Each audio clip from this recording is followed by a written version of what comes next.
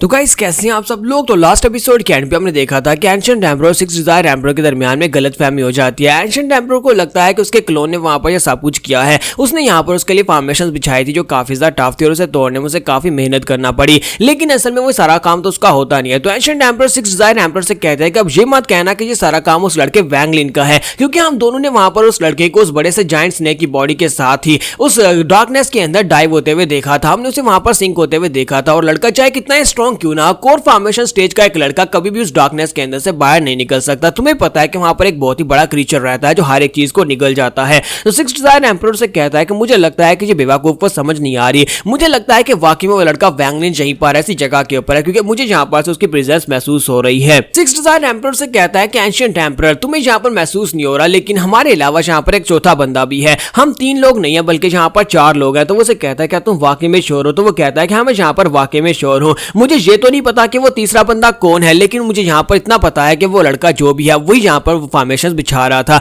और साथ ही वो अपनी उंगली के ऊपर कट लगाते हैं और उसे कहता है कि मैं यहाँ पर तुम्हारे सामने कसम खाता हूँ कि मैंने और जब मेरे डॉल ने तुम्हारे साथ ऐसा कुछ भी नहीं किया, हमने तुम्हें मारने की कोशिश नहीं की। और इसी के साथ ही दूसरी तरफ से एंशिएंट एम्परर भी अपनी उंगली के ऊपर कट लगाते हैं और उसके साथ वहां पर एक बाइंडिंग ओथ लेते हैं, यानी कि दोनों एक दूसरे के साथ वादा करते हैं कि दोनों इस वॉर्टेक्स को पार करके एक दूसरे का साथ देंगे और एक दूसरे को मारने की कोशिश नहीं करेंगे। और दूसरी तरफ हमारे वैंग लिन को दिखाता है कि हमारा वैंग लिन वहां पर खड़ा कर सब कुछ देख रहा होता है और कहता देखो तो जरा, दोनों ने अपने फायदे के लिए एक दूसरे के साथ एक प्रॉमिस कर लिया है, एक ब्लड प्रॉमिस, यानी कि अगर कोई प्रॉमिस को तोड़ेगा तो दूसरा मर जाएगा। वैंग लिन कहता है कि मैं तुम लोगों को यहाँ पर इतनी आसानी से कैसे छोड़ सकता, अब मुझे ये भी देखना है कि माउंटेन की टॉप के ऊपर फॉर्मेशंस किस तरह से काम करती है। और इसी के साथ ही हमारा वैंग लिन वहां पर अपनी एनर्जी के साथ फॉर्मेशंस को एक्टिवेट कर देता है। तो वो दोनों कहते हैं कि उस चौथे बंदे ने यहाँ पर फॉर्मेशंस को एक्टिवेट कर दिया, हमें जल्दी से जल्दी भागना होगा। और वो दोनों वहां पर से भागना स्टार्ट करते हैं, क्योंकि आसमान के ऊपर से जब वहां पर फॉर्मेशन एक्टिवेट होती है तो फॉर्मेशन माउंटेन के ऊपर जो फॉर्मेशन होती है वो एक स्काई फॉर्मेशन होती है। स्काई फॉर्मेशन की वजह से आसमान के ऊपर से ब्लैक कलर की एनर्जी नीचे गिरती है और वो ब्लैक कलर की एनर्जी जो होती है बहुत ज्यादा पावरफुल होती है। तुम्हारा वैंग लिन कहता है कि ये वाली फॉर्मेशन तो बहुत ज्यादा पावरफुल है, एक बार इस फॉर्मेशन को एक्टिवेट किया और माउंटेन के करीब पहुंचे और फॉर्मेशन एक्टिवेट हो गई तो आसमान के ऊपर से बहुत ही पावरफुल ब्लैक कलर का मैटर गिरता है और साथ ही ब्लैक कलर की लाइटनिंग गिरती है। तो सिक्स डिजायर एम्परर और एंशिएंट एम्परर दोनों ही जो होते हैं वहां पर उनके मास्टर की बिछाई हुई टनल के रास्ते से आगे की तरफ बढ़ना स्टार्ट करते हैं, क्योंकि वो पीछे नहीं हट सकते, इसी वजह से वो वॉर्टेक्स की तरफ आगे बढ़े होते हैं। जबकि मेरा वैंग लिन कहता है कि मैंने इन दोनों को यहाँ पर पहले इसलिए भेजा था ताकि मैं देख सकूं कि आखिरी फॉर्मेशन कैसी है। ये आखिरी फॉर्मेशन है जिसे तोड़ना काफी ज्यादा मुश्किल हो सकता है, लेकिन मैं यहाँ पर देख सकता हूँ कि वो दोनों कितनी तेजी के साथ आगे बढ़े हैं। लगता है कि उन लोगों ने यहाँ पर सारी तैयारी की हुई थी, उनके पास यहाँ पर कोई स्पेशल टेक्निक है। और इसी के साथ ही सिक्स डिजायर एम्परर जो होता है अपने पास से स्पिरिचुअल स्टोन्स निकालता और कहता है कि मेरी टनल जो है बहुत ही जल्दी डिसिपेट हो जाएगी, मेरे मास्टर ने टनल मेरे लिए बिछाई थी ताकि मैं 1000 साल के बाद जब यहाँ पर आऊं तो मैं आसानी के साथ यहाँ पर इस टनल के रास्ते से सेकंड ट्रायल को पार करके थर्ड में पहुंच सकूं। और वो स्पिरिचुअल स्टोन्स की एनर्जी को कंज्यूम करता है और कहता है कि हमें जल्दी से जल्दी यहाँ पर से निकलना होगा,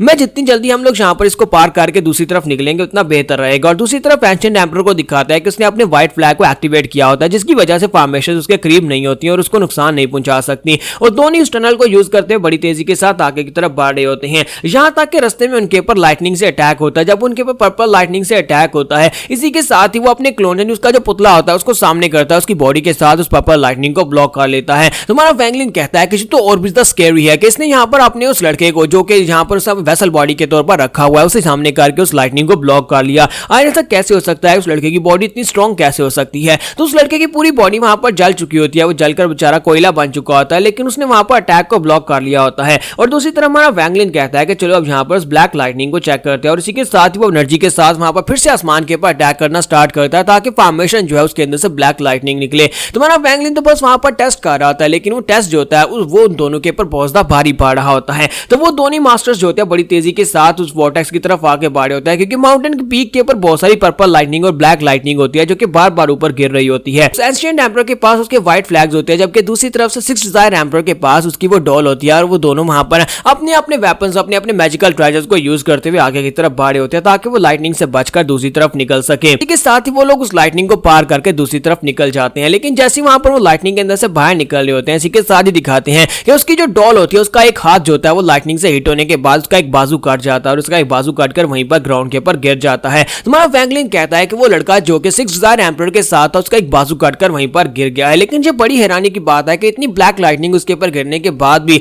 उसकी हड्डियां जो है वो बिल्कुल भी वहां पर डिस्ट्रॉय डिस्ट्रॉय नहीं हुई, बिल्कुल भी रेजा रेजा नहीं हुई, बल्कि वो काफी ज्यादा स्ट्रॉन्ग लगता है। मुझे लगता है कि उसकी हड्डियों के अंदर यहाँ पर कोई ना कोई स्पेशल टेक्निक छुपी हुई है, फिर कोई ना कोई कुछ ना कुछ तो खास जरूर है। तो six desire emperor ancient emperor वो तो वोर्टेक्स को पार करने के बाद थर्ड ट्रायल में चले गए हैं, लेकिन वो हाथ जो होता है अभी वहीं पर पड़ा होता है। तो वैंगलिन उसे वहां पर दूर से देखता है और कहता है कि मुझे लगता है कि इसके अंदर कुछ खास है, और इसी के साथ ही वैंगलिन कहता है कि फिर से ब्लैक लाइटनिंग वहां पर गिरने वाली है। अगर ब्लैक लाइटनिंग वहां पर गिरेगी तो वो इस बार डिस्ट्रॉय हो जाएगा, मुझे जल्दी से जल्दी वहां पर जाकर उसे निकालना होगा। और इसी के साथ ही वो अपने कीड़ू के टोर्नेडो को बाहर निकालता है और उनसे कहता है कि वहां पर जाओ, जहां पर मेरे लिए वहां पर वो हड्डी उठा कर लाओ। और वो बड़ी तेजी के साथ टोर्नेडो उड़ता वहां पर जाता ताकि जाकर वो हड्डी उठा सके, लेकिन जब वहां पर से हड्डी उठाकर वापस की तरफ आना स्टार्ट करता है तो वैंगलिन कहता है कि तेजी से वापस आओ। जब वो तेजी से वापस आते हैं तो उसी के साथ पर्पल लाइटनिंग उनके ऊपर अटैक करती है। तो पर्पल लाइटनिंग के साथ उसके आधे कीड़े जो होते हैं वहां पर से डिस्ट्रॉय हो जाते हैं, लेकिन शुक्र है कि उसे वहां पर बाकी के कीड़े जो होते हैं उसके लिए हड्डी को लेकर उसके पास वापस आ जाते हैं। तो वो कहता है कि ये क्या, आज ये कैसे हो सकता है कि यहाँ पर लाइटनिंग जो है वो कीड़ों के ऊपर भी अटैक कर रही है, यानी कीड़े जो होते हैं ये इस ट्रायल का हिस्सा तो नहीं है, लेकिन इनके ऊपर भी जहां पर अटैक हो रहा है। तो हमारा वैंगलिन जो होता है फाइनली वहां पर सेफ जोन में आता है, यानी ब्लैक लाइटनिंग और माउंटेन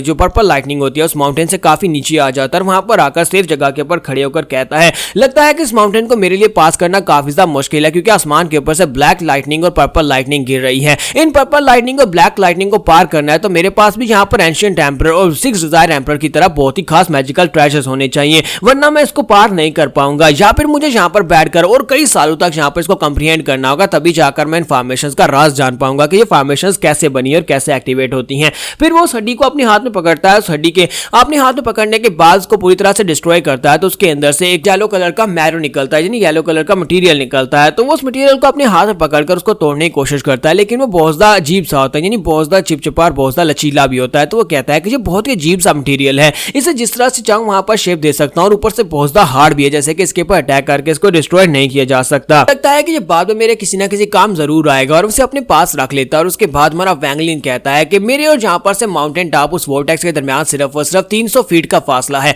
लेकिन 300 फीट के फासले को तय कर पाना बहुत ज्यादा मुश्किल है, क्योंकि ब्लैक लाइटनिंग और पर्पल लाइटनिंग मुझे कभी भी आगे नहीं बढ़ने देगी। इसके लिए पहले मुझे यहाँ पर तैयारी करनी होगी। और हमारा वैंगलिन फिर से 3 साल के लिए वहां पर बैठकर उसको समझने की कोशिश करता है, और 3 साल के बाद फाइनली हमारा वैंगलिन जो होता है वोर्टेक्स के करीब पहुंच जाता है। तो अब यहाँ पर वो वोर्टेक्स के करीब कैसे पहुंचा ये आपको अभी बताता है। तो वैंगलिन कहता है कि मैंने यहाँ पर 3 साल तक इसको बैठकर समझने की कोशिश की, तो मुझे समझ आई कि ये जो फॉर्मेशन है ये कैसे एक्टिवेट होती है। ये फॉर्मेशन हमारे वहां पर जाने की वजह से एक्टिवेट नहीं होती, बल्कि ये हमारी स्पीड की वजह से एक्टिवेट होती है। हम लोग अक्सर ऐसा करते हैं कि वोर्टेक्स के करीब जाने के बाद अपनी स्पीड को इंक्रीज करते हैं ताकि भागकर जल्दी से दूसरी तरफ चले जाएं, लेकिन जितना ज्यादा स्पीड को इंक्रीज करेंगे उतनी ज्यादा फॉर्मेशन एक्टिवेट होगी, क्योंकि फॉर्मेशन जो है वो स्पीड लिमिट के साथ कनेक्टेड है। अगर मैं यहाँ पर आराम के साथ चलते हुए आगे की तरफ बढ़ता हूं तो ना तो यहाँ पर फॉर्मेशन एक्टिवेट होगी, ना पर्पल लाइटनिंग और ना ही ब्लैक लाइटनिंग मेरे पर गिरेगी, और मैं यहाँ पर बिल्कुल आराम से चलते चलते इस माउंटेन टॉप के ऊपर पहुंच आया, और अब यहाँ पर आराम से मैं दूसरी तरफ निकल सकता हूँ। हमारा वैंगलिन कहता है कि मैंने फाइनली यहाँ पर इस ट्रायल के अंदर पूरे 13 साल बिताए हैं। सेकंड ट्रायल को पार करने में मुझे 13 साल लग गए, लेकिन फिर भी मैंने यहाँ पर काफी कुछ हासिल किया है। मुझे यहाँ पर फॉर्मेशंस को बनाने का हुनर तो आ गया। मुझे लगता है कि सेकंड ट्रायल जहाँ असल में ये नहीं था कि हमें फॉर्मेशंस को कैसे तोड़ना है, असल में ये था कि हम लोग फॉर्मेशंस की नॉलेज को हासिल करें, क्योंकि यहाँ पर जो फर्स्ट फॉर्मेशंस थी वो बहुत ज्यादा कमजोर थी। अगर फॉर्मेशंस को इतनी अगर पहली वाली फॉर्मेशन माउंटेन के ऊपर जो फॉर्मेशन है इसको वहां पर पहले लेवल के ऊपर बिछा दिया जाता तो हम में से कोई भी फॉर्मेशंस को तोड़कर आगे नहीं बढ़ पाता, लेकिन जिसने भी फॉर्मेशन को बिछाया उसका मकसद ये था कि हम लोग सेकंड ट्रायल में इन फॉर्मेशन को बनाना सीख सकें,